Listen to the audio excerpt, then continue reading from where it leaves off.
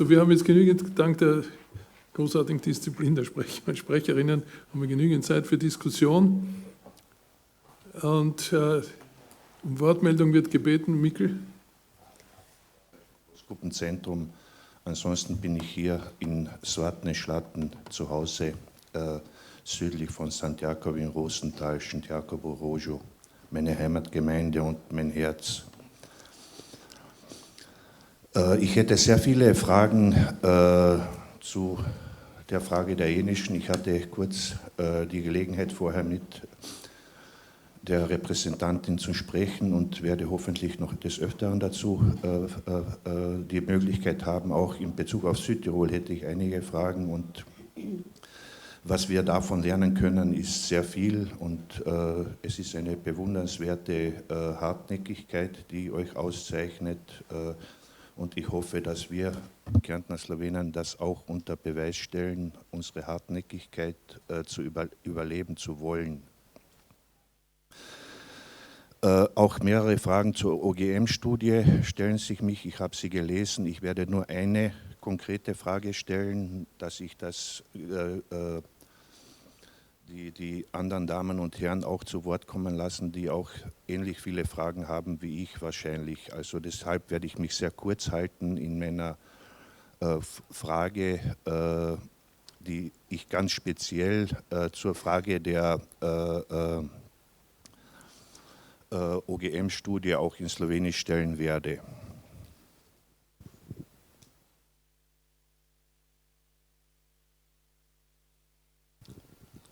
Najprej bi se rad zahvalil predavateljici za izvrstni referat, za delo, ki ga je opravilo OGM, tudi za dejstvo, da je to ena od prvih študij, po mojem, javnopravnega mnenjskega raziskovalca v Avstriji, ki je išla tudi v slovenščini, enakopravno z nemščino, takoj ob izidu študije. Tudi to je lep znak, po mojem, za enakopravnost obeh jezikov. To ni samoumevno. Stavi me se pa vprašanje, če prebiram to študijo, seveda, ki bazira na približno 500 dobrih 500 slovensko govorečih in dobrih 500 nemško govorečih anketirancev v dveh občinah. Kako pridemo do raznih rezultatov, seveda, ki so relativno absolutistično postavljeni. V prvi vrsti, kot rečeno, imam samo eno konkretno vprašanje,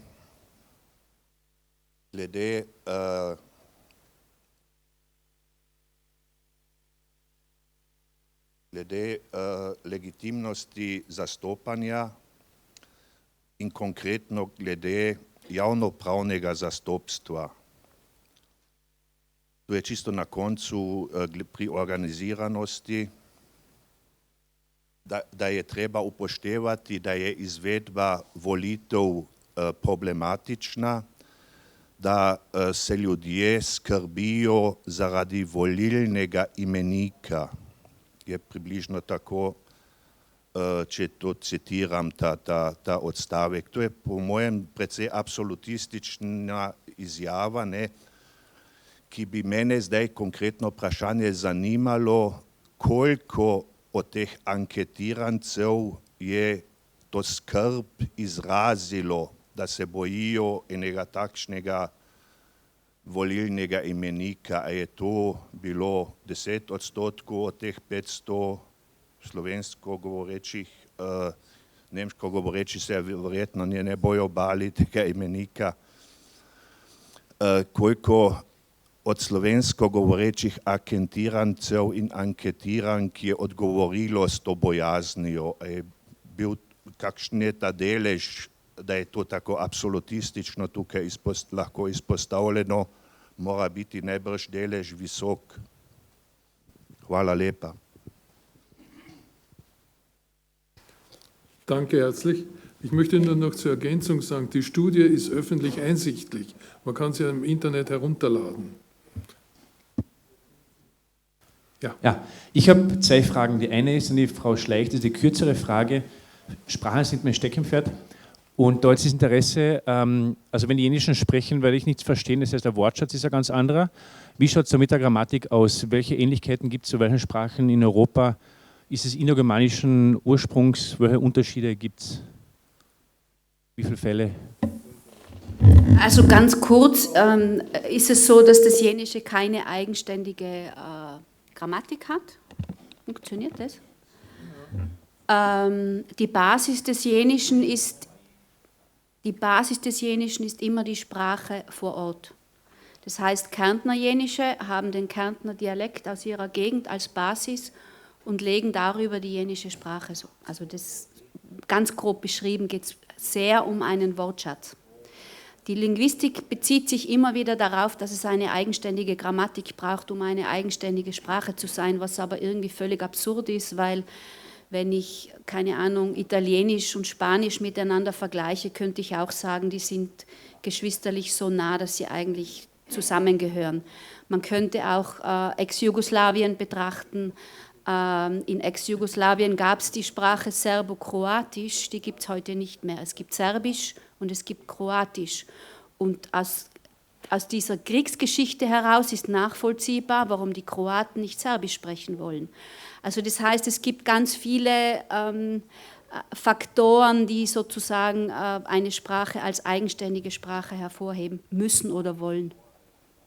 Danke. Ist das damit beantwortet? Ja. Zweite Frage an Herrn Landeshauptmann Campaccia. Jetzt haben Fratelli d'Italia gewonnen und ich habe dann ein Interview gesehen im österreichischen Fernsehen vom Parteimitglied der Fratelli d'Italia, ich glaube, der was einen Sitz in Bozen hat. Name ist mir jetzt entfallen, aber das Interessante war jetzt für mich, der hat dann fließend Deutsch gesprochen. Und Sie haben jetzt dann erklärt, okay, die müssen auch die Sprachen sprechen, die was jetzt in der Kammer sitzen. Trifft es auch auf die gewählten Abgeordneten zu? Das Erste. Und das Zweite ist, jetzt hat er fließend Deutsch gesprochen. Denkt er dann anders wie die anderen Fratelli d'Italia in Italien? Weil wenn er jetzt zum Beispiel die Sprache quasi der Schlüssel zur Kultur ist, hat er da mehr Verständnis in einer gewissen Art und Weise? Oder spricht er nur Deutsch und ist dann trotzdem euch Südtirolern abgeneigt? Ja. Torej študijo se najde nad www.ogm.at v slovenskem in nemškem jeziku. In k vprašanju, to ni bilo toliko oseb, ki je aktivno reklo, da se tega boji, saj tudi ni bilo vprašanje direktno na to pomeni v odprtih odgovorih, jih je bilo kar nekaj in če pa samo od sebe reče enih 15-20 oseb, da imajo aktivno pred tem strah, potem je to relativno veliko za takšne vprašanja. Ampak tudi ne stoji odstotek ali podobno, ker to ni reprezentativno, ker ni vprašano. V bistvu je pa drugače, se ne šteje Koroške Slovenke Slovence, zato je težko reči, koliko je 560 od vseh Koroških Slovenk Slovencev, je pa relativno veliko. Če v celi Avstriji vprašamo 1000 ljudi, lahko govorimo o reprezentativnosti, če so v redu tudi določene verteilungen, razmerja, to pomeni, če je isto veliko pač moških, žensk in isto veliko oseb različnih starostnih skupin. In to je bilo pa dano. Bilo je zelo lepo dano starostne skupine, ter tudi spoli, ter tudi kaj osebe delajo, kakšno izobrazbo imajo in tako dalje. In zaradi tega lahko govorimo o reprezentativnosti teh odgovorov. Ampak prav to, kar si ti omenil, glede tega registra, da se ljudi bojijo, to tudi zato ni označeno s številom, ker to konkretno ni možno reprezentativno s številom reči.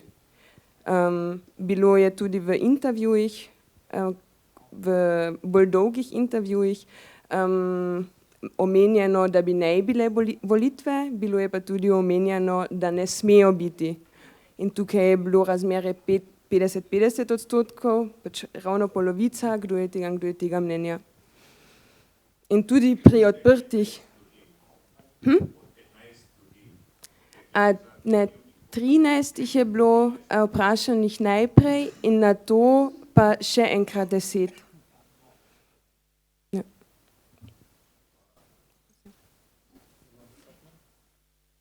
Ja, danke für die Frage. Ja, ich glaube, Sie beziehen sich auf Herrn Alessandro Rozzi, zunächst Landtagsabgeordneter in Südtirol und jetzt ins römische Parlament gewählt.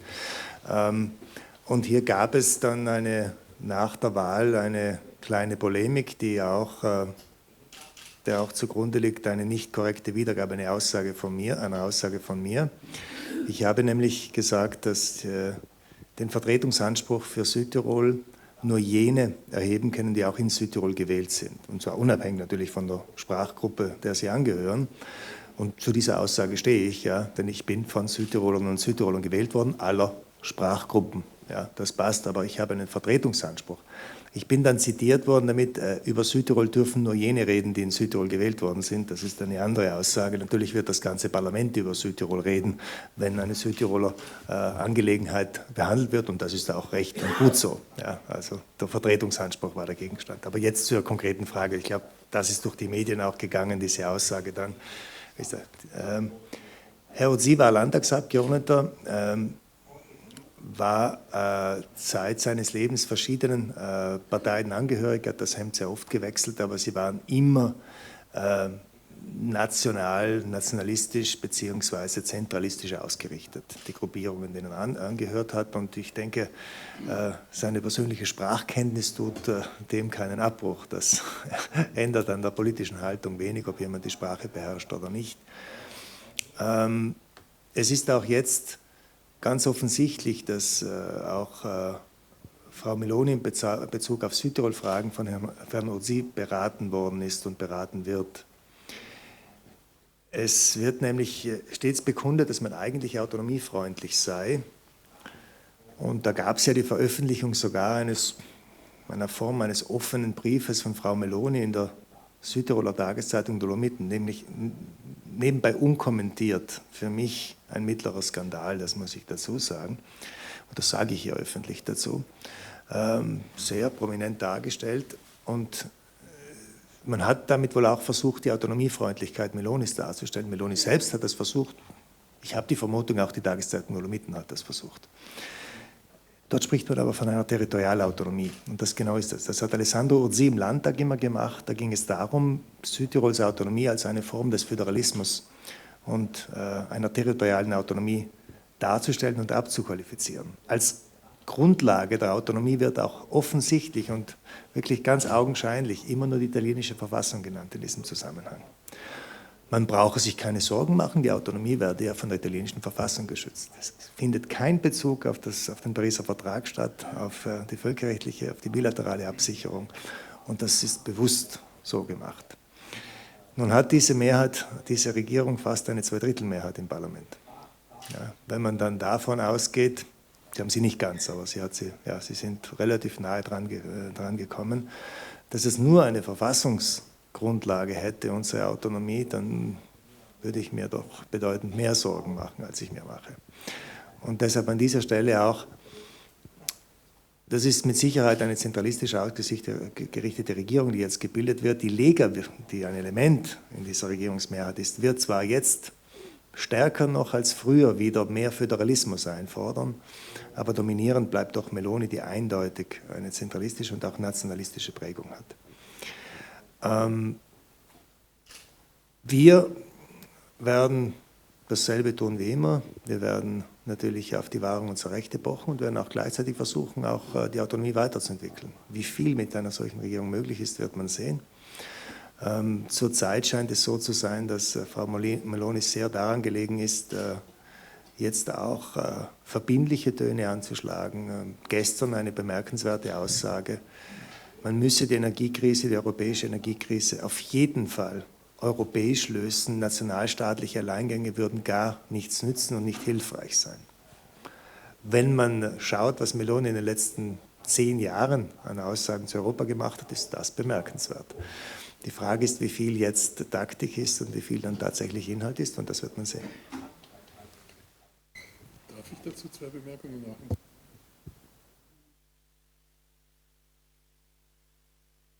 ausgerichtet. Die Verfassung, also die italienische Gerichtsbarkeit ist derzeit sehr stark ausgerichtet, die Verfassung über völkerrechtliche Verträge zu stellen, wenn Sie das Verhältnis zu Deutschland nehmen. Ich habe das verfolgt. Und da ist jetzt das Problem, wenn Sie sagen, dass eben jetzt die Verfassung im Zentrum stehen wird, ist ja die Gefahr gegeben, dass das heißt aber, und das ist meine zweite Bemerkung, Österreich muss sich hier vorsehen. Kurz gesagt. Ja, danke. Ja, vielleicht eine Stellungnahme. Österreich ist hier aktiv. Das muss ich wirklich und will ich anerkennen, auch in Dankbarkeit. Gerade jüngst auch wieder anlässlich der 2 Feierlichkeiten, 30 Jahre Streit-Beilegungserklärung, 50 Jahre Autonomiestatut, also 50 Jahre zweites Autonomiestatut, haben die Vertreter der Republik Österreich, zunächst Außenminister Schallenberg und dann war es Ministerin Edstadler, auch ganz klar und deutlich angesprochen, dass es hier doch diese völkerrechtliche Verpflichtung gibt, zumindest den Autonomiestandard 1992, der zur Streitbeendigungserklärung geführt hat, zu erfüllen. Das genau ist das, was ja eigentlich dann auch wir natürlich als Südtiroler vertreten. Das ist das Minimum. Und alles andere ist natürlich unsere Aufgabe, politisch dann auch zu erreichen. Ich habe aber eines noch betont, das ist mir hier auch wichtig, denn ich habe jetzt einige Medienanfragen auch international erhalten. Gestern war es Münchner Merkur. Die erste Frage ist jetzt Südtirols Autonomie in unmittelbarer Gefahr? Und hier ist es schon so, dass wir uns selbst keinen Gefallen tun, wenn wir das so darstellen. Wir selbst sind überzeugt davon, und das ist auch so, ja, dass Südtirols Autonomie völkerrechtlich abgesichert ist. Dann mit der Nachricht durch die Lande zu ziehen, weil jetzt eine rechte Regierung, die auch nationalistisch und zentralistisch ausgerichtet an der Macht ist, wäre damit Südtirols Autonomie unmittelbar in Gefahr. Mit einem Federstrich könnte man die abschaffen. Dann würden wir uns selbst keinen Gefallen getun, der Autonomie keinen Gefallen getun und uns selbst als Lügner strafen, ganz offensichtlich. Ich bin nach wie vor überzeugt, dass das so ist. Und zum Zweiten bin ich auch überzeugt, dass Frau Meloni zumindest jetzt nicht auf ihrer Agenda prioritär die Frage Südtirol stehen hat. Die hat sicher andere Themen. Zunächst sicher auch Wahlversprechen einzulösen, Energiekrise und so weiter, wie andere auch. Das will ich jetzt einmal auch durchaus annehmen, dass das ein Bemühen sein wird, hier irgendwas auf den Tisch zu bringen, wie auch immer dann. Das ist für alle ein Problem. Und zum Zweiten denke ich, es geht doch schon um einen Umbau des italienischen politischen Systems. Das ist auch im Wahlkampf angeklungen. Präsidentialismo nennt sich dieses Thema in Italien, ja, also Umbau in eine Richtung Präsidialrepublik. Das ist dann schon eher etwas, wo ich dann eher ein bisschen die Augenbrauen hochziehe. Das ist aber die Frage dann, ob das tatsächlich gelingen kann. Es braucht für eine Verfassungsänderung in Italien eine 4-fache Lesung im Parlament, 2x2 und entsprechende Mehrheiten. Wenn es nicht eine 2/3-Mehrheit in der zweiten Abstimmung gibt, kommt es eine Volksabstimmung dazu. Also so schnell wird da wahrscheinlich nichts passieren. Danke. Mein Name ist Jandre Palatin, ich komme aus dem Burgenland. Danke für die interessanten Vorträge, also burgenländischer Kroate. Danke für die interessanten Vorträge. Südtirol, sicher ein gutes Beispiel. Ich fürchte, alles werden wir uns nicht abkupfern können, einiges werden wir sicher machen. Probieren wir schon mit bescheidenem Erfolg. Ganz vergleichbar ist die Situation halt leider nicht, weil wir halt die Minderheit in der Region, im Staat und in der Region sind, was bei den Südtirolern ja ganz anders ist. Ich möchte mich bedanken, auch jetzt, das glaube ich, kann ich für die gesamte kroatische Volksgruppe tun, bei den Südtirolern. Ich habe mit dem Landeshauptmann Magnago schon die Ehre gehabt, mit dem Herrn Durnwalder. Jetzt danke auch Ihnen fürs Kommen, mit der Martha Stocker, mit dem Herrn Frasnelli, das Engagement der Exponenten, der Südtiroler Exponenten. Auch jetzt die Solidarität für die österreichischen Volksgruppen ist wirklich mustergültig. Die Erfolge könnten besser sein, aber das liegt nicht an den Südtirolern. Danke noch einmal und an die Frau Schleich. Interessanter Vortrag. Ich sehe da ein bisschen ein Problem jetzt für die Anerkennung als Volksgruppe. Jetzt weiß ich nicht, ich kenne die Jenischen viel zu wenig, natürlich, aber vielleicht können Sie uns da ein bisschen aufklären. Das eigene Volkstum, das ist ein Kriterium, das gefordert sein wird. Da wird man Beweise auf den Tisch legen müssen, unter Anführungszeichen. Da sehe ich ein bisschen ein Problem, da würde ich um eine kurze Stellungnahme bitten und, wenn es geht, eine Sprachprobe. Wenn Sie sowas haben, also ich hab wirklich keine Vorstellung, die Frage ist schon vorher gestellt worden, das wäre auch meine Frage gewesen, wo die jenische Sprache, wenn es denn eine ist, wie Sie sagen, wo die jetzt dazugehört, zu welcher Sprachfamilie, wäre meine Frage gewesen, also das haben Sie schon beantwortet. Aber eine Sprachprobe jetzt zum Beispiel für einen Kärntner Jenischen, das wäre da sicher interessant. Wenn Sie uns sowas präsentieren könnten, wäre super. Dankeschön.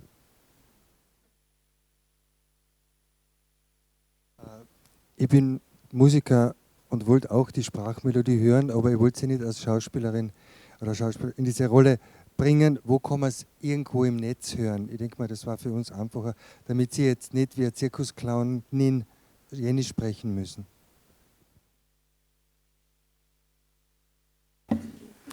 Also ich würde jetzt auch nicht Jenisch sprechen, weil ich nicht Jenisch aufgewachsen bin und diese Sprache zwar kenne und verstehe, aber ad hoc eigentlich nichts dazu sagen kann. Ich habe leider nichts, also es gibt schon jenische Gedichte, die ich gerne auf jenische Sprache vorlesen kann. Ich habe aber leider nichts mit, das habe ich leider vergessen. Es wird im Netz was geben. Ich mache mich nachher noch schlau, ob ich etwas finde. Ich habe sehr oft bei Vorträgen ein Lied mit, das ist ein jenisches Liebesgedicht, das Romet Mungenas geschrieben hat, das vertont wurde. Da hat es einmal so ein Projekt gegeben, das war zwischen Südtirol und Nordtirol so eine Kooperation zu diesem Gedenkjahr. Andreas Hofer, Tiroler Land, wie bist du schön, heißt das, glaube ich, als Projekt. Und da gibt es eine Vertonung dieses Liebesgedichtes und das ist ein sehr schönes Beispiel. Zur Frage des Kulturgutes, das man nachweisen muss, gibt es für mich eigentlich nur eine Antwort.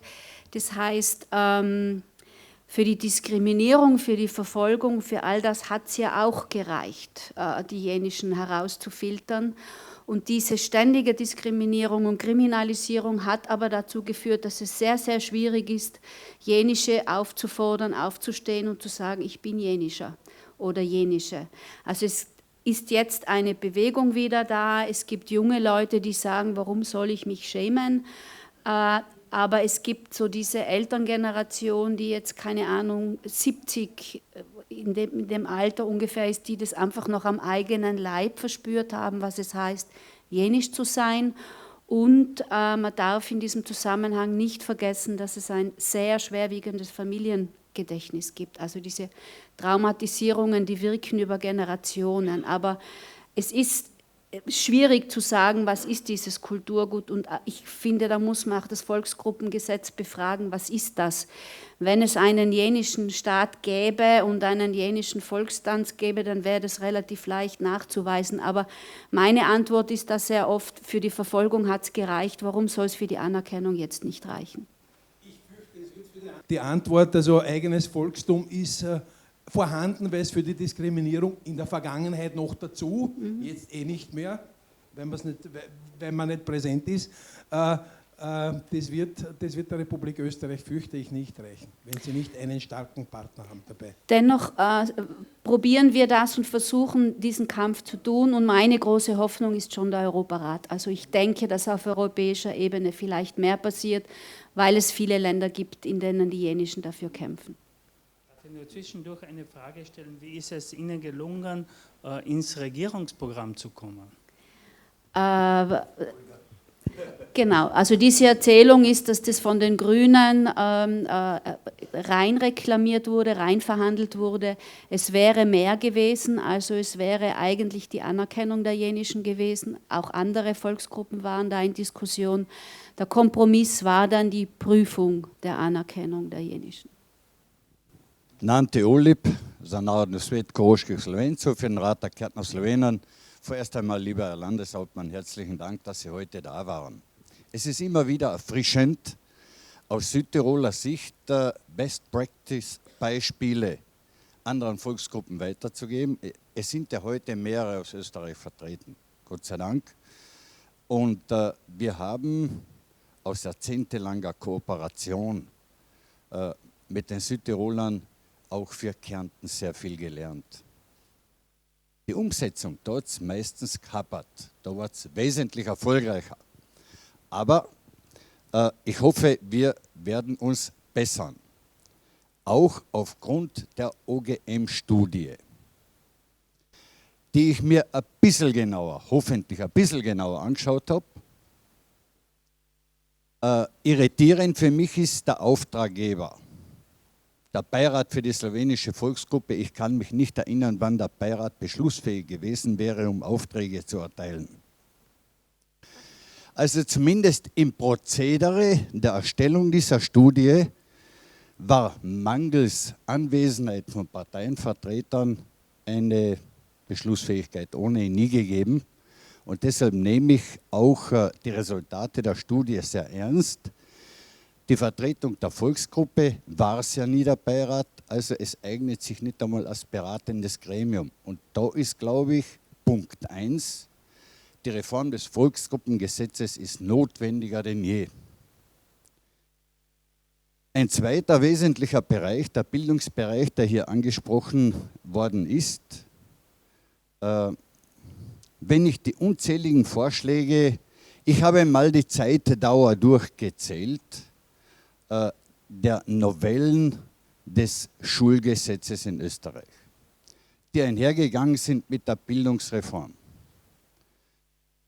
Ich glaube, es waren 8 oder 9 Novellen. Und wenn Sie, Dr. Hafner, dankenswerterweise die Staatszielbestimmung erwähnt haben, in der österreichischen Innenpolitik ist die noch nicht angekommen. Sonst müsste man ja bei jeder Novelle des Schulgesetzes das Minderheitenschulwesens als logisches mitbetrachten, mit einbeziehen. Wir haben jedes Mal eine Stellungnahme abgegeben, ja, wir haben nicht einmal eine Antwort erhalten. Das zeigt ein bisschen so die Logik der Minderheitenpolitik in Österreich, von der ich zum Teil ein bisschen geschädigt bin. In einer eno konkretno vprašanje, Hubert, vprašanje zastopstva je bilo eksplicitno nezaželjeno, kjer bi lahko tudi vprašal, ste za skupno zastopstvo. Tega ni bilo. Tudi ni bilo možno. Je bila pa želja Narodnega sveta, ki je zastopan v vsem svetu, da se to tudi vpraša. Ker je to konfliktni potencial, baje znotraj narodne skupnosti, baje. In ta študija bi najprej lahko potrdila, a je to konfliktni potencial ali je mnenje v narodni skupnosti bolj jasno, kot pa to nekateri podajajo. In ker je to bilo eksplicitno nezaželjeno, sem se bolj tudi poslušal razne komentarje, kako važno je, da se to ne daje v ta sklop strah pred raznimi spisi, celo spominje na nacistično dobo. In zopet pridem do tega, upam, da je ta študija najboljša podlaga za novelo zakona o narodnih skupnostih, ker potem se noben ne bo spomnil več podobnih neumnosti. Ker je bilo na mizi nešteto modelov, ki ravno tega ne predvidevajo. To je bil eden od možnih. Mislim, da bi stvarna diskusija in tudi dobri strokovnjaki lahko pripomogli največ k eni krepki noveli, ki smo že dopoldne ugotovili, da bi bila več kot potrebna. Hvala. Also es ist ein Gedicht von Romet Mungenast und der Titel ist Jenische Reminiszenzen. Der Bari schinackelt Novus und gstiebt der Ralovi verblasst er jeden Schuck. Die 5 Frankelen treibt's oft die Scheinling aus wie vor Kohldampf. Die Main knascht Pfliegeln, das Drankelen zu Butten gestieben. Das ist tirolerisches Jenisch. Soll ich die Übersetzung dazu lesen? Ja? Jenische Reminiszenzen. Der Vater arbeitet nicht und kriegt er Geld, versäuft er jeden Schilling. Den 5 Kindern treibt es oft die Augen heraus vor Hunger. Die Mutter geht betteln, dass die Kinder zu essen kriegen. So klingt es. Darf ich noch fragen? Sie haben gesagt, dass das Jenische sich jeweils der Landessprache anpasst und flexibel ist. Welche Landessprache lag da dahinter? Tirolerisch. Tirolerisch, danke. Ich möchte nur eine Antwort geben zu den Die Versuche, das Volksgruppengesetz zu novellieren, gab es. Wir haben einen eigenen Entwurf gemacht über das Volksgruppengesetz und der ziemlich fundiert war und nichts geschah da. Und ich weiß nicht, ob jetzt sich die Situation bereits so geändert hat, dass tatsächlich das möglich sein wird. Ich weiß es nicht. Das andere ist, Sie wissen genau, wir haben versucht, die Vertreter der slowenischen Volksgruppe zusammenzubringen. Und wir haben darauf hingewiesen, auf die Kraft der SVP und haben das als Vorbild genommen. Allerdings auch das ging ins Leere. Du weißt das. Sehr geehrter Landeshauptmann, danke fürs Kommen. Südtirol unterstützt ja immer wieder die Kärntner Slowenen, moralisch, politisch, aber auch finanziell. Und ich glaube, einige Räume in diesem Gebäude oder Ausstattung gehen auf die Finanzierung von Südtirol zurück. Ja. Ich möchte gerne Folgendes fragen.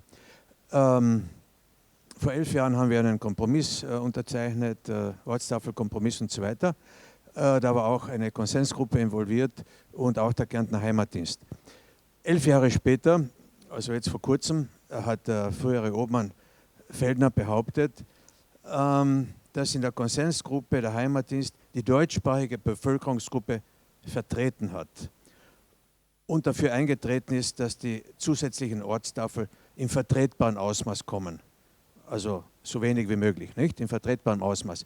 Aber meine Frage ist eine andere. Wir hören auch in Kärnten manchmal, vor allem auch vor 11 Jahren, wir trafen uns in der Mitte. Man hört nicht, wir trafen uns auf Grundlage des Verfassungsgerichtshofes, ja auf Entscheidungen der Verfassungsgerichtshofes, auf Grundlage der Verfassung, wir trafen uns in der Mitte. Wie ist das in Südtirol? Trifft man sich auch in der Mitte und hat Maniago mit einem italienischen Verein verhandelt oder mit der Regierung dort, ja, mit den Politikern? Weil bei uns schimmert das immer durch, ja, da muss der Heimatdienst einverstanden sein, auch die Landsmannschaft und die Abwehrkämpfer und der Ulrichsberg und so weiter. Und dann treffen wir uns irgendwo in der Mitte. Ja. Wie ist das bei den Verhandlungen bei Ihnen? Ja, die Verhandlungen werden schon mit der Regierung in Rom geführt,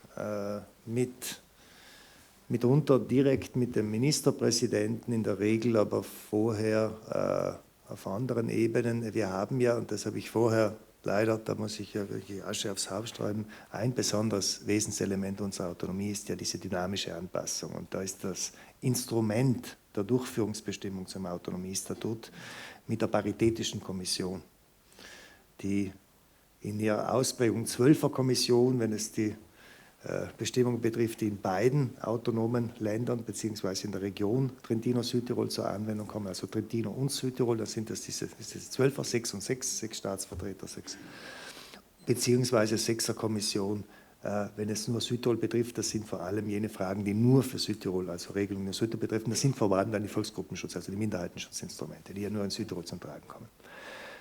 Da ist im Prinzip die rein formalrechtliche Ebene liegt dort. Wir haben unsere Vertreter in der 6er Kommission, der Staat ernennt seine Vertreter und dort wird dann eine Durchführungsbestimmung ausverhandelt, die anschließend zunächst einmal als Entwurf, die anschließend ihren Gang durch die Ministerien macht, den Begutachterverfahren, zurück in die Kommission kommt, dort verabschiedet wird, in die Regierung auf die Tagesordnung gesetzt wird, wenn die Regierung zustimmt, mit Dekret des Staatspräsidenten dann in Kraft gesetzt wird. Das ist also eine staatliche Bestimmung dann, die aufgrund aber einer Verhandlung in einer paritätischen Kommission mit der Minderheitenvertretung verabschiedet wird. Das ist eben auch ein wesentliches Instrument unserer Autonomie und deshalb die Antwort ist, das ist es. Das ist der formale Weg. In der Tat ist es so, dass in der 6er Kommission eine Bestimmung keine Chance hätte, dann auch eine Zustimmung schon dort seitens zumindest eines der staatlichen Vertreter zu haben, um eine Mehrheit zu haben. In der Regel brauchen wir eine Einstimmigkeit, damit sie eine Chance hat, in der Regierung verabschiedet zu werden. Es braucht schon vorher auch politische Vorgespräche direkt mit den Regierungsvertretern, mit zuständigen Ministern, mit dem Regierungschef. Und es ist in der Tat auch so, dass es auch andere Einflussgrößen gibt. Ganz spezifisch in der Frage der Toponomastik zum Beispiel. Dort ist es schon so, dass wir zum Beispiel in Rom dort auf wesentlich offenere Ohren stoßen. In Vorgesprächen, wenn man dann erklärt, was unsere Vorstellung einer vernünftigen Regelung ist, die auch wohl nicht mehr die sogenannte historische sein wird können. Das heißt, alle ptolemäischen Erfindungen, also alle faschistischen Erfindungen, würden gelöscht und abgeschafft. Das wäre die historische Lösung. Es verblieben die originären deutschsprachigen ladinischen bzw. historischen italienischen Bezeichnungen, die es ja auch gibt, wohlgemerkt. Und nicht nur im Südtiroler Unterland, aber in besonderer Weise dort im Grenzgebiet Richtung Trentino, aber auch andernorts. Also auch dort ist es schon ein Thema, dass man auch sagt, was ist heute noch umsetzbar, aber das aus anderen Überlegungen. Aber zur Frage, mit wem muss man verhandeln, ja, da spielen dann schon letztlich nicht nur politische Interessensvertretungen auf lokaler Ebene, sondern auch andere Interessensvertretungen. Ich nenne jetzt einmal einen, das ist bekannt in Südtirol, der Alpinverein, die Vereinigung CAI, ja, ist dort durchaus meinungsmitbildend. Ja. Und in Rom passiert es dann, dass man zunächst eine Bestimmung erklärt und auch sagt, das erscheint uns tatsächlich vernünftig, auch der römische Minister oder zuständige Staatssekretär, das sei nachvollziehbar und eigentlich müsste das auch verfassungskonform und autonomiestatutkonform sein. Auch das könnten wir diesen Weg gehen und dann ist ein paar Tage später plötzlich das nicht mehr möglich und dann erfährt man, dass es lokale Einflussgrößen waren, die dort auf staatlicher Ebene durchaus interveniert sind. Ob politisch, also Partei, als Vertreter von Parteien oder auch politische Mandatare, aber manchmal auch andere Interessensträger. Das gibt es bei uns auch, das muss man feststellen. Und ich will jetzt nicht weiter ausholen, wenn es eine Frage gibt, wie der aktuelle Vorschlag zur Toponomastik lautet bei uns, dann kann ich das gerne erläutern, aber ich denke, das ist vielleicht auch bekannt und wenn es Interesse gäbe, stehe ich zur Verfügung.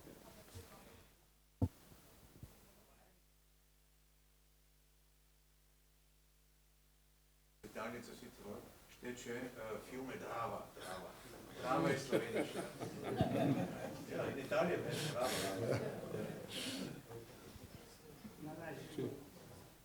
Da wird es aber interessant, die 19er Kommission. Die war unmittelbar eingesetzt nach der UNO-Resolution, nach der UN-Resolution, Ja, aber eine innerstaatliche. Ja, und die war ja sehr maßgebend dann fürs Autonomiepaket. Ausarbeitung für das Paket war sie dann. Das war aber eine rein innerstaatliche. Ja, ich weiß, das hat mich immer interessiert, wieso ging das als eine rein innerstaatliche Kommission? Ja, die Wunschvorstellung der Südtiroler damals, das würde jetzt Martha Stocker wesentlich besser beantworten können, weil sie da wesentlich sattelfester ist, aber nach der UN-Resolution war natürlich schon die Idee, jetzt könnte es zu einer bilateralen, formellen Einsetzung einer bilateralen Kommission Italien-Österreich kommen. Italien hat regiert mit der Einsetzung der 19er Kommission und da waren nicht österreichische Vertreter drinnen. Ja, das ist bewusst wieder einmal in der Linie, ja, wir werden das schon machen. Lieb UNO, magst ruhig sein und Österreich, du auch. Ja, das war Ausdruck dieser Haltung. Es ist aber dann gelungen, doch eben nicht nur das Südtirol-Paket, sondern auch den Operationskalender zu verabschieden. Und das war diese Besonderheit, die er auch vorgesehen hat, dass es eben dieses Autonomiestatut geben solle, das einen Großteil der Paketmaßnahmen umsetzt, dann diese Einsetzung dieser Kommission, dass die Durchführungsbestimmung erlässt. Das Ganze hat man sich vorgestellt, in 2 bis 3 Jahren würde das erledigt sein können. Gedauert hat es 20 Jahre dann. Aber dass es dann eben auch eine formelle Beilegung des Streites vor den Vereinten Nationen gibt. Und hier kommt Österreich ganz einfach unweigerlich ins Spiel.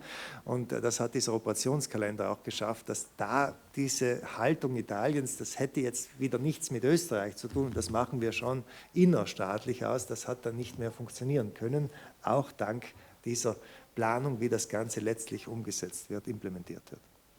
Das war schon genial von den Leuten damals, da kann man immer noch den Hut ziehen und ich kann hier das auch so stolz vortragen, weil ich selbst nicht beteiligt war, das sind nicht meine Lorbeeren, das waren die Leute, die damals dran waren. Wolfgang Mayer aus Bozen, eine Frage an den Landeshauptmann oder vielleicht die Frage weitergeben an die Frau Schleich in Sachen Jenischen. Die gab es in Südtirol auch, die hießen damals Corner. Es gibt ein wunderschönes Werk von Louis Stefan Stecher, der die Karner so beschrieben hat. Sie haben es vorhin ja auch ein bisschen angedeutet. Die Frage wäre, ob nicht der Herr Landeshauptmann bei der österreichischen Bundesregierung in Sachen Jenischen mal anklopfen könnte. Ich weiß, das wird unheimlich nerven dort, wenn aus Südtirol in Sachen Minderheitenfragen angeklopft wird. Das passiert ja auch bei slowenischen Solidaritätsbekundungen. Aber das wäre doch eine Variante zu sagen, na, also so schwierig wird es wohl nicht sein, so eine kleine Gruppe anzuerkennen. Also ich muss zu dem Begriff Karner sagen, das ist keine Eigenbezeichnung der Jenischen, das gibt es auch in Nordtirol, ist ein Schimpfwort, also Karner, Lahninger, Dörcher, das sind alles Begriffe, die Jenischen einfach primär ablehnen. In Südtirol ist die Situation deswegen sehr speziell, glaube ich, nicht nur ich, weil viele jenische Familien Südtirol verlassen haben im Zuge der Option und dann auch nicht mehr zurückgekehrt sind, weil sie ja da auch nichts haben in Südtirol. Also das war oft die Entscheidung, einfach wegzubleiben. Da gibt es Theorien dazu muss noch geforscht werden, das ist noch nicht erforscht. Also auch in Südtirol wäre es schön, den Begriff Jenisch zu verwenden, aber in Südtirol ist der Begriff leider verschwunden. Es gibt Jenische in Italien und in Südtirol, die sind halt irgendwie verstreut überall in ganz Europa und es kann uns nichts Besseres passieren, als dass, egal wer auch immer, an der richtigen Stelle nachfragt, wie es jetzt denn wirklich ausschaut, weil es ja auch im Regierungsprogramm steht und ich bin dankbar für jede Frage, die da gestellt wird und es hat ja auch in Tirol, also die gewesene Tiroler Landesregierung hat ja auch einen Beschluss gefasst, einstimmig, dass den Jenischen geholfen wird in der Aufarbeitung ihrer Geschichte. Das finde ich ist ein Meilenstein. Es war ein kleiner Antrag, aber das ist eine sehr wichtige Aussage. Oder die SPÖ-Freiheitskämpferinnen in Tirol haben eine Resolution herausgegeben, wo sie sagen, das muss unbedingt weiterhin verfolgt werden, unterstützt werden und. Also ich bin froh um jegliche Frage und ich würde mich sehr freuen, wenn Sie das in Wien anbringen. In Tirol bin ich schon sehr weit, aber in Wien mahlen die Mühlen anders, wie auch immer. Also ich wäre natürlich froh darum. Jetzt zunächst einmal eine persönliche Vermutung. Ich glaube, dass der Begriff Karner, der dann negativ assoziiert ist, eindeutig, und somit verstehe ich auch die Reaktion sofort, aber wohl ursprünglich abstellte auf dieses eine Element, das ist nicht das einzig prägende, des Fahrenden. Ja, das ganz einfach auch daher kommt. Ja, das ist eine von außen, das sind die Fahrenden, aber ursprünglich war schon und mit Sicherheit negativ assoziiert, das wissen wir aus den Südtiroler Erzählungen über die Karner, negativ assoziiert. Hingegen gibt es in Südtirol schon eben in Bezug aber dann auf diese Kultur, diese sehr schönen Texte und Lieder, die geschaffen worden sind, die jetzt teilweise auch Beschreibungen über sind und nicht heraus, das muss man betonen, weil sonst tut man auch wieder der Kultur Unrecht. Das ist eigentlich eine Beschreibung, aber doch eine Wahrnehmung dieser Kultur und durchaus auch, sage ich mal, in wertschätzender Form. Ja, Louis Stefan Stecher ist hier genannt worden. Deshalb, aus diesem Grund ist das schon, glaube ich, auch inzwischen bei uns durchaus gesettelt, sage ich einmal, dass man sagt, es gibt diese Kultur, beziehungsweise hat sie in Südtirol bezogen gegeben, weil ja aus den genannten Gründen es zumindest sichtbar kaum noch Vertreter gibt. Nichts steht dem entgegen, nachzufragen, Interesse zu bekunden. Ja. Das Beste wäre wohl gemeinsam, auch mit dem Tiroler Vertreter. Ja. Dem steht überhaupt nichts entgegen. Das insgesamt zur Frage, darf Südtirol in Wien Volksgruppenfragen ansprechen, wo doch Wien auf der anderen Seite uns so beisteht, darf man da dann nachfragen und nerven? Ich glaube schon. Ich glaube vor allem, es kommt auf die Form an, wie man es macht. Ja. Es kommt darauf an und es legitimiert die Republik Österreich nur noch stärker, auch für uns schützend einzutreten, je besser die Regelungen auch in Österreich sind. Somit ist es auch unser Interesse. Es ist klar, dass wir nicht, und das möchte ich schon betonen, jene sind, die den erhobenen Zeigefinger in Wien dann hinauf tun oder Lehrmeister spielen, das ist es nicht. Aber ein solidarisches Nachfragen, das ist, glaube ich, Pflicht sozusagen für uns aus Solidarität, aber gleichzeitig schadet es auch der gesamten Sache des Volksgruppenschutzes sicher nicht. Ich noch 2 Dinge ergänzen. Es war einmal eine Vertreterin der Jenischen aus Südtirol beim Jenischen Kulturtag eingeladen und die hat so im Vorfeld darüber gesprochen, dass sie das ja nicht kennt, diese Diskriminierungen, dass das in Südtirol eigentlich nicht passiert und in Südtirol gibt es einen sehr positiven Umgang damit. Es hat dann eine Podiumsdiskussion gegeben, wo Vertreter und Vertreterinnen aus verschiedenen Ländern waren und ihre Geschichten erzählt haben und dann ist sie aufgestanden und gesagt, jetzt weiß ich, was ihr meint, das ist mir alles auch passiert. Also das ist das eine und das andere ist Romet Mungenas, der ja wirklich sehr viel Arbeit geleistet hat, ist in Zams in Tirol aufgewachsen.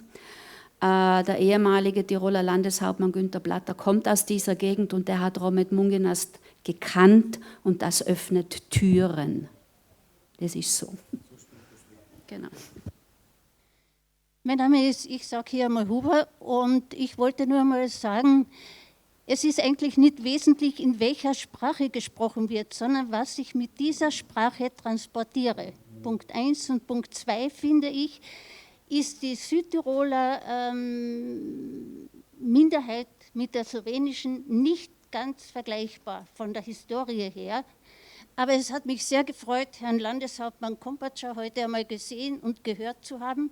Ich wünsche ihm für die Zukunft alles Gute und eine gute Heimreise. Dankeschön.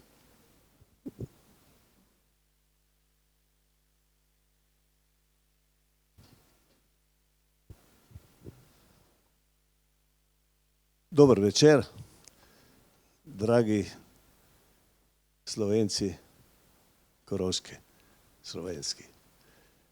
Govorim samo malo, sem Baltar Fišnalar iz Južne Tirolske in govorim samo malo in razumem samo malo po slovensko, zaradi govorim po nemščini. Also, ich möchte jetzt eine Frage stellen und zwar in Bezug auf die Kerner Slowenen und diese Windischen. Und wie ist der Kontakt zwischen Kerner Slowenen direkt in Verbänden, beiden Verbänden, oder ich glaube es sind 2 oder 3, und dem Windischen Verband? 1. Ich kenne den Altbürgermeister von Ugowitz, den Alessandro Uman, und er hat ein Buch auf Windisch geschrieben, und zwar Nascha Spracha. Also das ist typisch Windisch. Ne? Also es hat mit Nascha Jesika nichts zu tun. Und wie ist das mit dem Drautalerischen? Also wenn ich jetzt da, wird das noch genutzt, und zwar gremo spazierati oder gremo igramo oder spielamo Harmonik oder sowas. Gibt es das noch? Und wie ist das Verhältnis? Das ist meine Frage. Also ich kann probieren, grob zu antworten. Also grundsätzlich aus einer sprachwissenschaftlichen Perspektive gibt es ja die windische Sprache nicht. Also das ist ja eigentlich einfach das Slowenische und die Wenden eigentlich das Volk, Volkswanderungen etc. und dann einfach ein Begriff, der de facto nicht mehr verwendet wird und dann im 20. Jahrhundert wieder sehr politisch stark aufgeladen verwendet wird, als quasi ein Österreich oder Deutsch freundlicheres sich zu erkennen. Ja, genau. Und wie jetzt konkret der Kontakt zwischen den Vertretungsorganisationen der Kerner Sloweninnen und dem Windischen Verband ausschaut, weiß ich nicht. Ich hoffe nicht gut. Aber genau, also nein, also ich weiß de facto nicht genau, wie eben der Kontakt ist, aber grundsätzlich, wenn man sich jetzt zum Beispiel das Denkmal der Kärntner Einheit anschaut, am Klagenfurter Platz etc., also es ist ja immer sehr konkret in einen Kontext gestellt, aber zum Kontakt kann eben vielleicht die Kollegin mehr sagen, die sich da schon vorbereitet, aber nur eben zur Frage der windischen sprachwissenschaftlich gibt es das nicht, und das ist einfach Slowenisch und natürlich gibt es Lehnwörter, also natürlich gebraucht man diese Sprache auch im privaten Bereich etc., im Dialekt, dass man halt einfach deutsche Lehnwörter verwendet im zweisprachigen Gebiet. Ja, ich kenne Alessandro Uman persönlich und kenne auch sein Buch. Er nennt es Nascha Spracha, er nennt es aber nicht Windisch.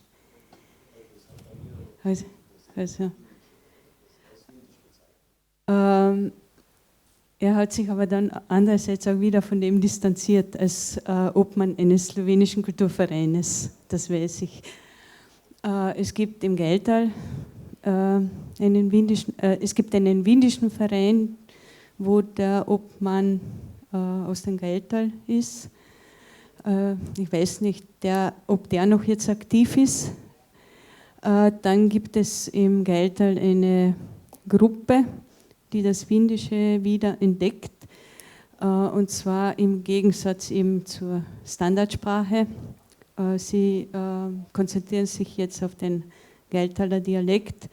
Wir haben ja immer wieder mit ihnen Kontakt, weil wir auch Publikationen im Geldtaler Dialekt veröffentlichen, weil dort eben der Dialekt jetzt am stärksten bedroht ist. Die Diskussionen sind manchmal friedlich, manchmal auch aufgewühlt. Es geht ja um die gleiche Sprache, eigentlich um den gleichen Dialekt. Die einen nennen es Windisch, wir nennen, die anderen im Geldtal nennen es Slowenisch. Ja.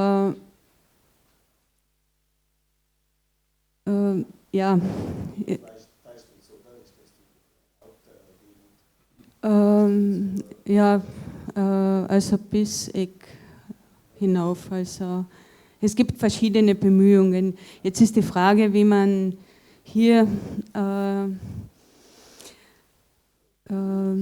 eben die Initiativen setzt, um diesen Dialekt zu erhalten, wie immer man ihn nimmt.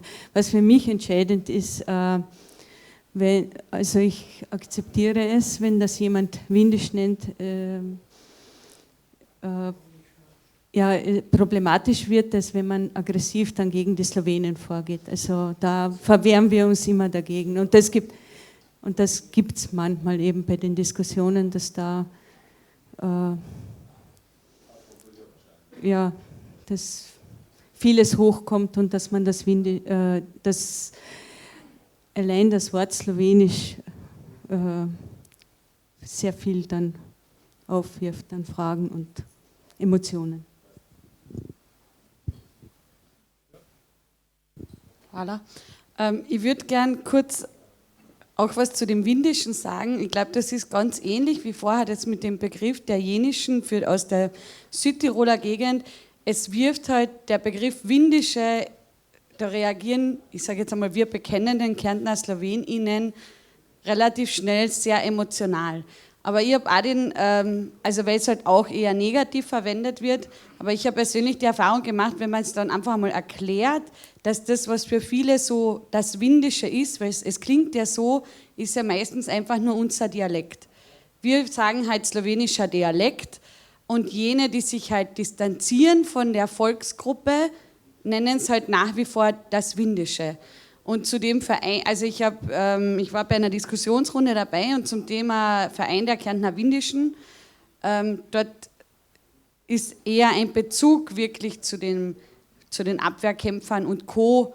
wahrzunehmen, auch auf den Plakaten und den Bildern. Und ich habe gerade jetzt nach Ihrer Frage auf die Homepage geschaut und dann steht dort ganz groß unsere Heimat und bei der Kärntner Volksabstimmung, wir gehören zu Österreich aufgrund der Kärntner Windischen. Also das sind natürlich Assoziationen, die in Kärntner Sloweninnen eher emotional schwierigere Themen hervorrufen. Also insofern glaube ich, wenn man das einfach kurz einmal erklärt, so wie die Frau Trapp vorne, okay, der Begriff Windische kommt von den Wenden, ist aber für jemanden, der sich zur Volksgruppe bekennt, der slowenische Dialekt, dann ist es vielleicht etwas nachvollziehbarer, warum es oft zu den emotionalen Reaktionen kommt. Danke. Voilà.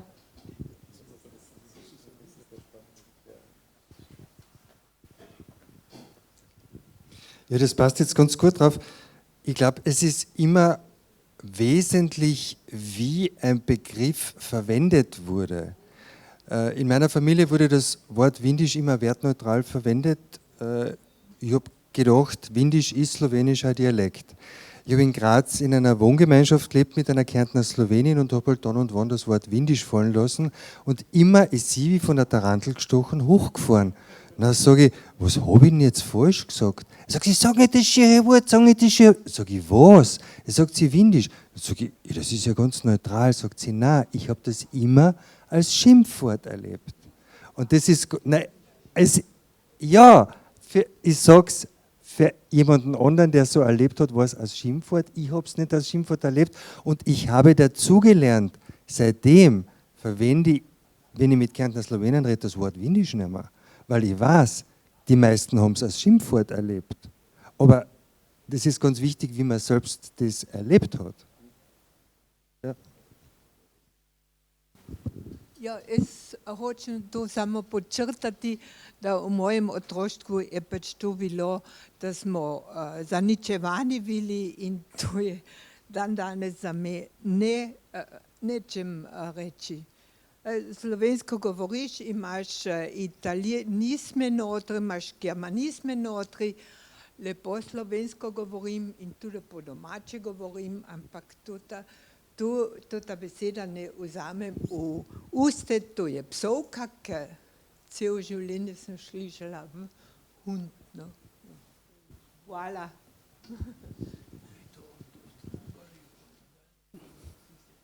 Der Dr. Moritz hat einmal gesagt, also wenn man das Wort Windisch, man sollte das in Slowenisch sagen, dann gibt es das Wort im Slowenischen überhaupt nicht. Das Wort existiert nicht. Ist auch interessant. Na, ich wollte nur ein viel schlimmeres Beispiel bringen. Der Landeshauptmann weiß wahrscheinlich was ich jetzt anbringe. Das ist viel, viel schlimmer als in meinem Empfinden. Aber es geht nicht um mein Empfinden, es geht um euer Empfinden. Aber ich glaube schon, dass unseres eigentlich schlimmer war. Wir haben nämlich zu den Ladinern im Pustertal Krautwallischer gesagt. Krautwallischer. Also ich denke, ihr könnt nachvollziehen, was das, wenn man es jetzt genau nimmt, was das bedeuten könnte. Aber wir haben es auch ganz selbstverständlich verwendet in unseren Familien im Pustertal und uns wäre eigentlich gar nicht eingefallen, dass das ein negativ konnotierter Begriff ist. Und auch das haben wir erst gelernt, wie wir dann stärker mit denen in Verbindung waren, wie wir darüber geredet haben, wie sie sich dann auch geäußert haben und gesagt haben, na, entschuldige, so heißen wir nicht oder das ist nicht unser Name. Und wo man darüber, und das hat auch mit dem steigenden, der Landeshauptmann hat es vorhin schon angesprochen, Selbstbewusstsein auch der Ladiner zu tun. Die haben am Anfang sich dagegen nicht einmal gewehrt, wobei man vielleicht auch nicht so in Kontakt gekommen ist und das nicht so oft gegenseitig ausgetauscht hat. Aber das ist auch etwas gewesen, wo ein Prozess stattgefunden hat und jetzt wird man wahrscheinlich in Südtirol niemanden mehr finden, der diesen Begriff verwendet. Aber das hat mit dem Bewusstwerden zu tun, was bedeutet das jetzt für die anderen. Und wenn man so aufgewachsen ist, hat man das Gefühl nicht gehabt. Und dann setzt man sich auseinander und dann sollte eigentlich die Lehre aus dem Ganzen sein, dass man das nicht unbedingt mehr verwendet, wenn man merkt, was das bei den anderen anrichtet. Das wäre eigentlich im Grunde, denke ich, das einzig Richtige. Wenn ich meine Position hier als Moderator in Anspruch nehmen kann, hätte ich nämlich eine technische Frage. Als wir eine Novelle oder einen neuen Gesetzesentwurf zum Volksgruppengesetz ausgearbeitet haben, sind wir an ein Problem gestoßen. Und das ist das Problem der öffentlichen Körperschaft. Wenn wir eine öffentliche Körperschaft bilden wollen, brauchen wir den Mitgliederbestand. Und das war das große Problem. Wie haben wir einen Mitgliederbestand? In Südtirol haben Sie ja das Zubekenntnis zu der Sprachgruppe. Und das haben wir hier nicht. Und das ist nicht öffentlich. Und die Frage ist, wie kann man dem umgehen?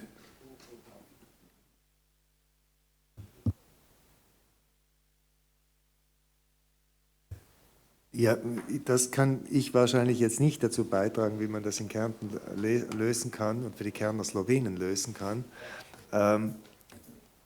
Die Lösung in Südtirol ist ja auch nicht unumstritten immer gewesen. Das muss man ganz einfach sagen, das ist eine der delikatesten Fragen, wie man das löst. Und ich habe es vorhin auch schon in meinem Referat gesagt, das ist auch eine jener Fragen, wo es immer wieder jetzt die Meinung gibt, das sei aber inzwischen aber längst überholt und wieder abzuschaffen, dieses sich zuordnen müssen. dieser Zwang, sich zuordnen zu müssen. So ist das auch sehr oft Gegenstand von Berichterstattung. Erst jüngst, ich weiß nicht, ob das jemand gesehen hat, in ORF gab es eine Dokumentation zu 50 Jahre Autonomie und da stand im Mittelpunkt dieses Thema, und da sind junge Menschen auch interviewt worden, aus Südtirol, aus Bozen, die gesagt haben, sie würden darunter leiden, dass sie diese Erklärung abgeben müssten. Also diese Debatte hier, die ich auch im Zusammenhang jetzt mit der Umfrage erlebt habe, das ist durchaus uns nicht fremd. Ich darf nur anmerken, und ich gelte als relativ progressiv und liberal eingestellter Mensch, dass ich immer noch glaube, dass das wichtig ist. Und dass wir das brauchen für den Erhalt unseres Systems in der Form, wie es inzwischen weiterentwickelt worden ist. Das ist nicht eine Wahrheitserklärung, und das ist auch gut so, dass es das nicht ist, auch nach den Erfahrungen der Einordnung und Zuordnungen, die im 20. Jahrhundert von manchen Regimen gemacht worden sind. Es ist eine Willenserklärung letztlich, die aber, glauben wir, auf einem Fundament des sich zugehörig fühlen basiert. Aber es ist letztlich, es wird nicht nachgemessen und geprüft mit einer DNA-Analyse oder sonst was, das wäre ja auch absurd und ist genau nicht im Sinne der Sache, sondern es ist dann letztlich auch eine Willenserklärung, basierend auf einem Zugehörigkeitsgefühl. Und in dieser Form und auch in dieser Form dann ausgestaltet, dass nicht ich bin, sondern wenn ich diese Erklärung nicht geben will. Es gibt diejenigen, die sagen, ich bin. Es gibt aber auch diejenigen, die sagen, ich ordne mich zu. Und dann hat man eine Form, wo das bei uns möglich geworden ist. Und ich weiß, es gibt Befürchtungen, die mit dem Zählen zusammenhängen. Und hier werde ich sicher nicht den Fehler machen, mich hier als Ratgeber etablieren zu wollen, wie man das lösen kann. Ich kann nur über die Südtiroler Erfahrung sprechen. Danke.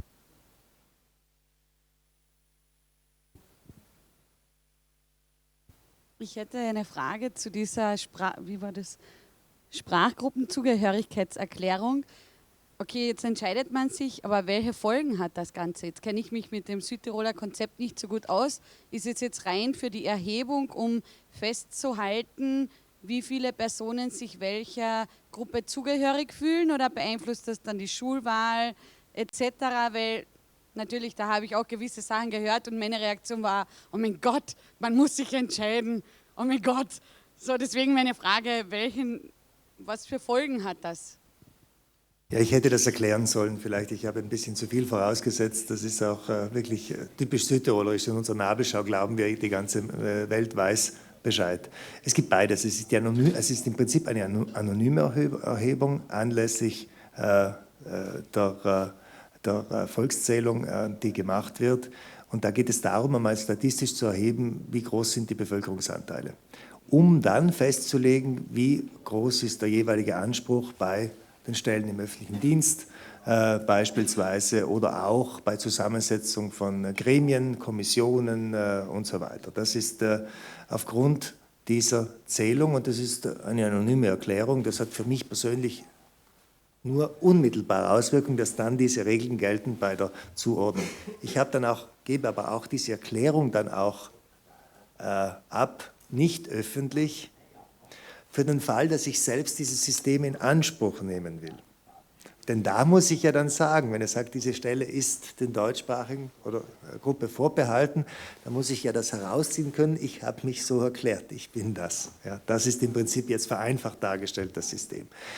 Das heißt aber nicht, dass ich nicht selbst meine Kinder dann in die anderssprachige Schule schicken kann oder dass ich ihr nicht irgendein kulturelles Angebot wahrnehmen dürfte. Es geht hier um diese Zuweisung der Stellen. Zum Beispiel die Zusammensetzung der Landesregierung, die gründet sich dann wiederum auf einen anderen Proporz, der bildet sich aus der Zusammensetzung des Landtages. Auch die Landtagsabgeordneten müssen dann ihre Sprachgruppenzugehörigkeit praktisch öffentlich machen und sagen, ja, ich bin jetzt da, zu dem Zwecke, dass auch die Landesregierung dann entsprechend diesen Proporz berücksichtigen kann bei der Bildung. Ja, das ist zum Beispiel ein anderes Element. Aber das grundsätzlich ist die Volkszählung das Wichtigste, um einmal festzustellen, wie ist die Aufteilung.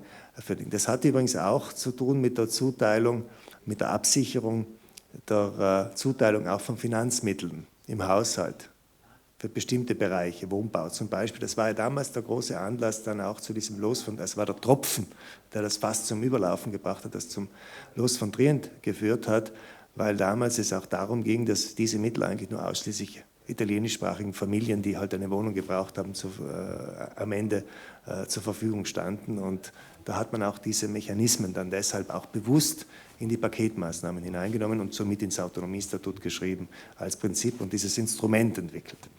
Aber das ist nicht so, dass ich täglich mit dieser Schublade herumlaufe. Mich hat an diesem damaligen ORF-Bericht wirklich gestört, dass hier Südtirol als extrem hinterwäldlerisch und möglich als eine Form von überlebten Apartheidstaat dargestellt worden ist.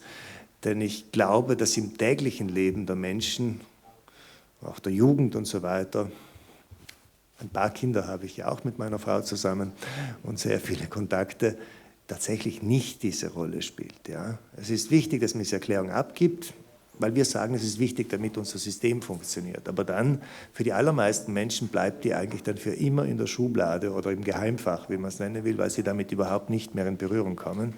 Es sei denn, sie bewerben sich dann für eine Stelle im öffentlichen Dienst oder wollen in eine Kommission, für die Besetzung nach Proporz vorgesehen ist, also in eine öffentliche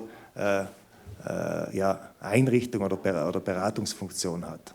Nur dann brauche ich das dann. Dann muss ich sagen, ja, ich würde schon diese Gruppe vertreten. Ja, sonst brauche ich das nicht.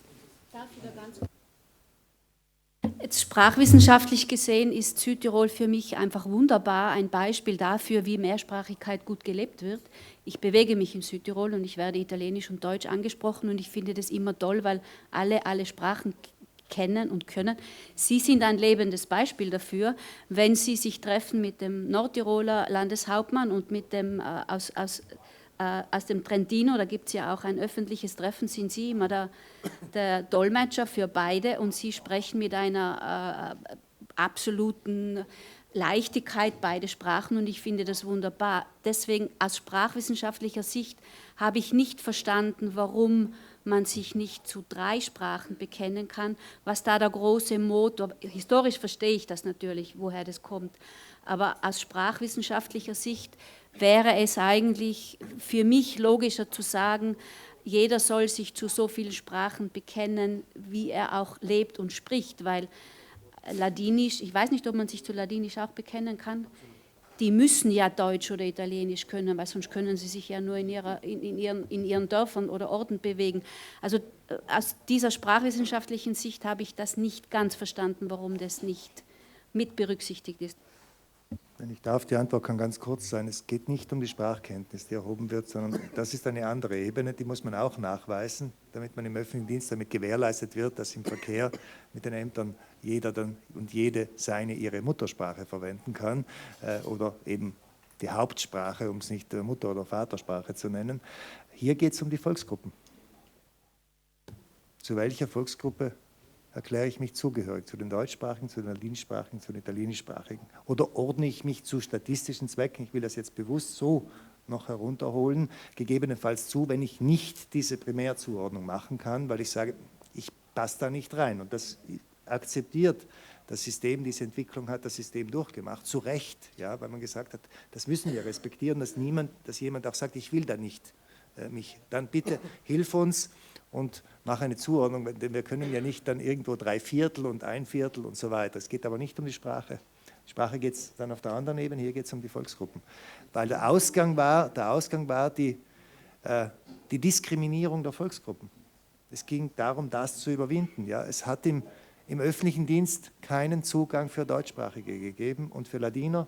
Und es hat beim Wohnbau kein Geld und keine Wohnungen für Deutschsprachige und Ladiner gegeben. Auch noch im Nachkriegsitalien ist das so weitergegangen. Das war ja das Deprimierende, ja, diese Enttäuschung auch nach dem Untergang des Faschismus, dass die Wohnungen für Italiener gebaut worden sind und dass es die Stelle im Amt XY der Südtiroler Landesverwaltung, das war dann schon eine Landesverwaltung, und trotzdem der Italiener besetzt hat. Und vor allem bei den Staatsstellen, noch. Ja. Ihre Frage gründet auf das, dass in Südtirol eben die Volksgruppen nicht Volksgruppen heißen, sondern weil wir ja immer alle 3 meinen, eben auch die Italiener. Und bei den Italienern kann man ja nicht von Volksgruppe reden. Und deswegen heißt es im Autonomiestatut Sprachgruppen. Und deswegen heißt diese Erklärung statt eigentlich Volksgruppenzugehörigkeitserklärung heißt sie Sprachgruppenzugehörigkeit. Und deswegen hat sie jetzt diese Frage gestellt, weil sonst hätte sie wahrscheinlich gar nicht gestellt. Ist ja auch interessant, wir merken das nicht mehr, wenn wir irgendwelche Dinge erklären, aber die Frage hat dazu geführt, dass wir verstehen müssen, dass manchmal eben auch unsere Begrifflichkeiten nicht immer nachvollziehbar sind. Ich glaube, das war ein ganz gutes Schlusswort, dass wir Probleme mit der Begrifflichkeit haben und hier auch das auch noch überdenken müssen. Und zusammen auch mit der Frage, wer gehört zur Volksgruppe und woraus ist die Volksgruppe gebildet. Ich danke herzlich für den Referenten, Herr Landeshauptmann, Frau Trapel, und den Diskutanten. Ich glaube, es war richtig eine tatsächlich die Volksgruppen und Minderheiten umfassende Diskussion. Der Vergleich zwischen Südtirol und Kärnten zeigt auch gewisse Unterschiede, aber auch vielleicht gewisse Wege, zeigt Südtirol bereits auf, die vielleicht Kärnten einmal überlegen sollte oder die Kärntner Slowenen überlegen sollten, um vielleicht etwas auf bessere Ergebnisse zu kommen. In diesem Sinne danke ich ganz herzlich für die Beteiligung und für die Teilnahme und wünsche noch weiterhin eine erfolgreiche Sitzung. Heute Abend und dann morgen vor allem.